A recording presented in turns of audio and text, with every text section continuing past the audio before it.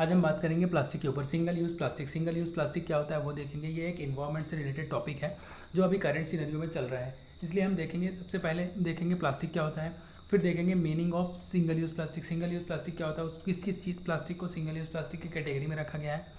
उसके बाद हम डिस्कस करेंगे सिंगल यूज़ प्लास्टिक की बैन करना क्यों ज़रूरी हो गया है, गवर्नमेंट ने क्या इसके लिए क्या क्या स्टेप्स लिए वो भी देखेंगे हम। फिर उसके बाद हम बात करेंगे अल्टरनेटिव ऑफ प्लास्टिक। प्लास्टिक की जगह हम और क्या यूज़ कर सकते हैं। फिर जो हम और चीज़ डेवलप कर रहे हैं प्लास्टिक की जगह, उसमें क्या क्या चैलेंजेस हैं, क्या क्या फीचर्स हमें चाहिए, उसके बारे में हम बात करेंगे। फिर करेंट डेवलपमेंट क्या है, अभी प्रेजेंट में कुछ डेवलपमेंट हुआ है प्लास्टिक रिप्लेस करने के हिसाब से, तो उसके बारे में हम बात करेंगे। फिर लास्ट में हम समरी डिस्कस करेंगे प्लास्टिक से रिलेटेड। आप देख रहे होंगे स्क्रीन पे दो फोटो दिख रहा होगा आपको। एक स्क्रीन में दिख रहा होगा आपको डिस्पोजेबल ग्लासेस और डिस्पोजेबल कटरीज रखी हुई है। ये सिंगल यूज़ प्लास्टिक है। सिंगल यूज़ प्लास्टिक मतलब एक बार हम पानी पीते हैं और ग्लास को फेंक देते हैं, एक बार ही चम्मच यूज़ करते हैं और हम फिर फेंक देते हैं।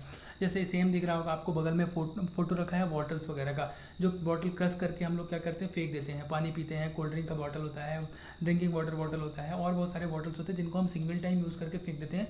ये सब प्लास्टिक के बने होते हैं, इनको हम सिंगल यूज़ प्लास्टिक की कैटेगरी में रखे हैं। आगे बढ़ने से पहले एक छोटा सा क्वेश्चन है आप लोग के लिए। What is the theme of world environment day 2021 में जो वर्ल्ड इन्वायरमेंट डे सेलिब्रेट किया गया था उसमें एक थीम रखा गया था। हमेशा एक थीम रखा जाता है, इस बार की भी एक थीम रखा गया था। इस बार का क्या थीम था वो आपको आंसर देना है। वीडियो को पॉज करिए, आंसर दीजिए कमेंट बॉक्स में। हम आपको इसका आंसर लास्ट में वीडियो में दे ही देंगे, ठीक है।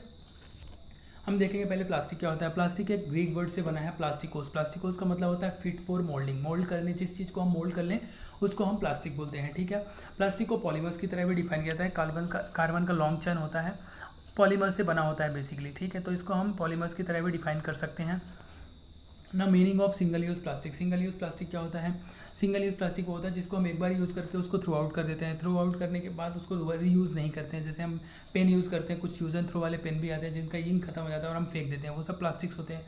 जो हम शॉप से पॉलीथीन लेके आते हैं, कैरी बैग, वो पॉलीथीन के होते हैं। हम सब्जी रख लेते हैं, पॉलीथीन फेंक देते हैं, सिंगल यूज़ होता है। फूड पैकेजिंग के लिए जो रैपर यूज़ होते हैं, बॉटल जो वाटर बोतल होता है, स्ट्रॉज होते हैं, वाटर बोतल की कैप होती है, ये सब सिंगल यूज़ प्लास्टिक से होते हैं और इनको सिंगल यूज़ प्लास्टिक की कैटेगरी में रखा गया है।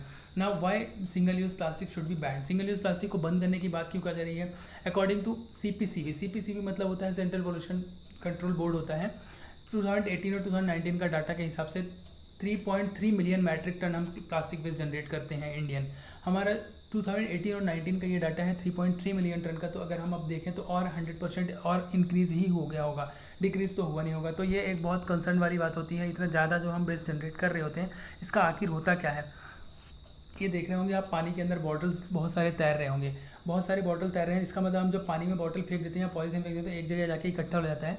इससे मैरीन इकोसिस्टम में बहुत ज़्यादा फर्क पड़ता है।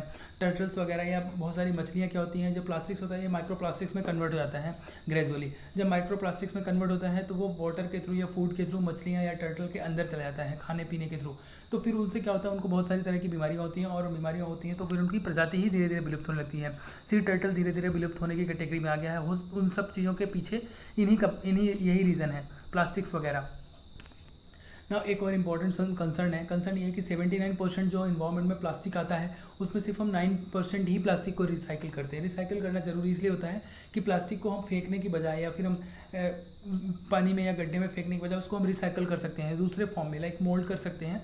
लेकिन हम क्या करते हैं, प्रॉपर उसको गाइडलाइन नहीं होने के कारण हम या प्रॉपर उसको कंसर्न या फोकस नहीं देते हैं उसको, या उस पर ध्यान नहीं देते हैं। इसके कारण क्या होता है, 9% ही प्लास्टिक रिसाइकल्ड होता है, बाकी का परसेंट पूरा इन्वायरमेंट को पॉल्यूट करता रहता है। एक्यूमुलेशन ऑफ प्लास्टिक, जो प्लास्टिक्स हमारे अर्थ में इकट्ठा हो जाता है उससे बहुत ज़्यादा फर्क पड़ता है। वाइल्ड लाइफ हो गई, ह्यूमन लाइफ हो गई, वाइल्ड लाइफ हैबिटेट्स हो गए, मैरीन इकोसिस्टम स्पेशली, बहुत ज़्यादा ही फ़र्क पड़ता है इन सब चीज़ों में। और एक प्रॉब्लम, सबसे इंपॉर्टेंट कंसर्न की बात है, ये की पॉइंट्स है, इसको आप प्लीज़ ध्यान रखिएगा। नॉन बायोडिग्रेडेबल होता है प्लास्टिक, नॉन बायोडिग्रेडेबल होता है। नॉन बायोडिग्रेडेबल मतलब ये होता है कि जो चीज़ हम जहाँ, जैसे प्लास्टिक्स हो गया, हम एक जगह फेंक दिए ना, तो वो 10 साल, 15 साल, 50 साल, 100 साल बाद भी वो वैसे ही मिलेगा हमको। मतलब वो डिग्रेड नहीं होता है, वो सड़ता नहीं है, वो उसी कंडीशन में बना रहता है।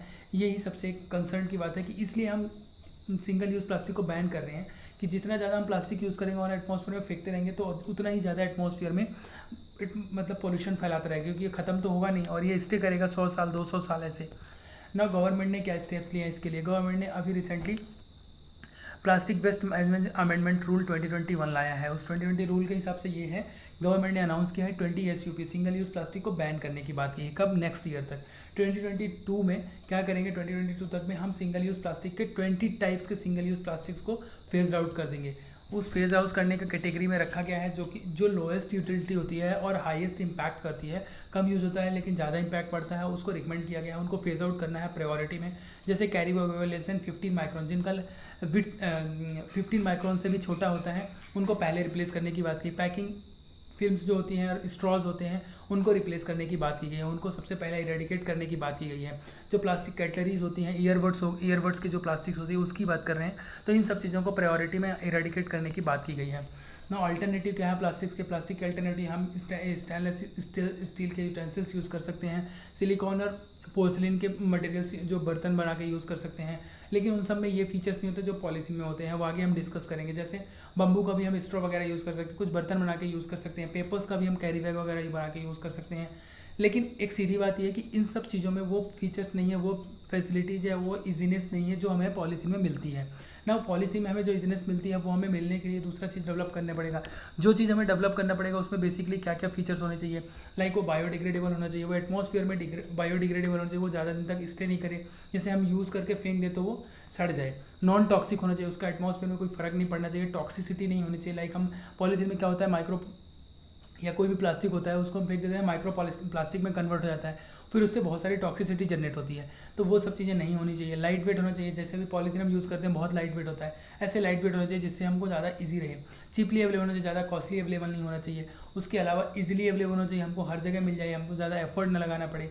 और दूसरी एक लास्ट इंपॉर्टेंट चीज़ें होती है, लीक प्रूफ होना चाहिए। जैसे पॉलीथीन वगैरह में हमें प्लास्टिक में कुछ रखते हैं तो लीक नहीं होता है, इसलिए लीक प्रूफ होना चाहिए। लाइक हम पेपर का अगर हम यूज़ करेंगे इसकी जगह तो पेपर लीक हो जाएगा, ठीक है। इसलिए ये सारे चैलेंजेस हैं जिनको हमें नया प्लास्टिक की जगह जो हम यूज़ करेंगे उसमें ये सारे फीचर्स होने चाहिए, जो कि पीछे हमने बात किया है जो पोर्सलिन वगैरह के, उन सब में ये नहीं अवेलेबल हो सकता। पोर्सलिन वगैरह का हम यूज़ करेंगे तो कॉस्टली पड़ेगा, चीपली तो होगा नहीं, ईजिली अवेलेबल भी नहीं होगा, तो वो सब चीज़ें हम यूज़ कर सकें पॉलीथीन की जगह वो पॉसिबल नहीं है। नाउ कुछ करंट डेवलपमेंट हुआ है इसके बारे में। रिसर्चर्स ने क्या डेवलप किया है, एक पॉलीमर्स डेवलप किया है। वो कैसे डेवलप किया है, नॉन एडिबल ऑयल और सेल्यूलोज एक्सट्रैक्ट किया है। सेल्यूलोज कहाँ से एक्सट्रैक्ट किया है, एग्रीकल्चरल स्टबल से सेल्यूलोज एक्सट्रैक्ट किया है, और नॉन एडिबल ऑयल दोनों को मिला के कुछ एक पॉलीमर डेवलप किया। वो पॉलीमर से जो प्लास्टिक बनेगा उस प्लास्टिक में सारे फीचर्स होंगे जो हमें ज़रूरत है, जो हम जस्ट अभी डिस्कस किए हैं। लाइक बायोडिग्रेडेबल होना चाहिए, नॉन टॉक्सिक होना चाहिए, इजी टू यूज़ होना चाहिए, सब इजीली अवेलेबल होना चाहिए, ये सारी चीज़ें उसमें अवेलेबल होंगी।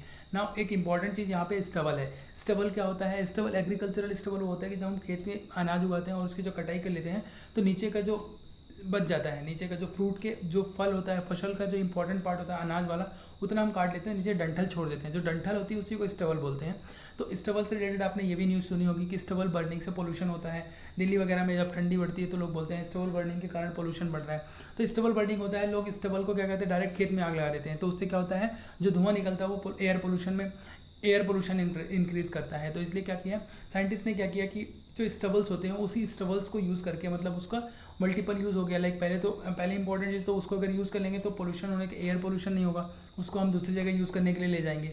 जब हम दूसरी जगह क्या करेंगे, उससे सेल्यूलोज निकाल लेंगे, सेल्यूलोज निकाल के नॉन एडिबल ऑयल से मिला के उससे हम क्या करेंगे, नया पॉलीमर्स डेवलप करेंगे। नया पॉलीमर्स जो डेवलप करेंगे वो नया जो हम पहले से पॉलीथीन यूज़ करते आ रहे हैं, जो नया प्लास्टिक हम यूज़ कर रहे हैं, सिंगल यूज़ प्लास्टिक में जो प्लास्टिक यूज़ करते आ रहे हैं उस प्लास्टिक को रिप्लेस कर सकता है ये ना। ये ऐसी चीज़ होती है जो मोल्ड कर सकते हैं, जो सीड होगी ना, ये जो हम बनाएंगे नया पॉलीमर, उसको हम किसी भी डिज़ाइन में, किसी भी मतलब शेप को डिज़ाइन दे सकते हैं। और इसकी सबसे इंपॉर्टेंट प्रॉपर्टी ये होती है कि ये बायोडिग्रेडेबल होता है, नॉन टॉक्सिक होता है और लीक प्रूफ होता है। और इसके सारे फीचर्स जो हमें पॉलीथीन में मिल रहे हैं वो सारे मिलते हैं सिर्फ और सिर्फ एक सबसे इंपॉर्टेंट चीज़ होती है कि वो नॉन बायोडिग्रेडेबल होता है और ये बायोडिग्रेडेबल होगा जो हम नया बनाएंगे अभी ना। पूरे वीडियो का अगर हम समरी बताएं तो प्लास्टिक यूज़ करना इन्वायरमेंट के लिए बहुत ही हार्मफुल होता है। हमें अपने हैबिट में ये लाना चाहिए कि जो प्लास्टिक हम यूज़ कर रहे हैं वो हम बंद कर दें। लाइक हमारा हैबिट होना चाहिए कि हम मार्केट जाएं तो झोला, कपड़े का कैरी बैग लेके जाएं।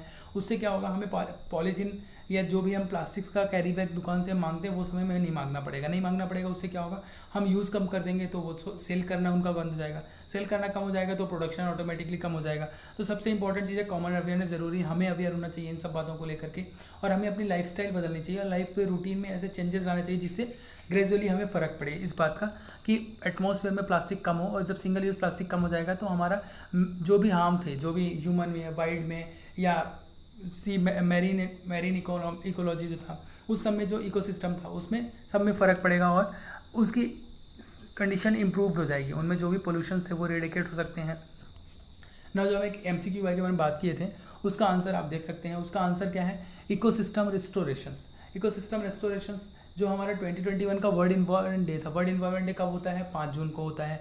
जो 2021 का होता है वो पाकिस्तान में ऑर्गेनाइज किया गया था। इसके जो थीम क्या था, इकोसिस्टम रेस्टोरेशन। होपफुली आपने कमेंट सेक्शन में आंसर्स दे दिया होगा, बट इसका आंसर सही आंसर है ecosystem restoration. Thanks for the watching the video. जय हिंद इंडिया।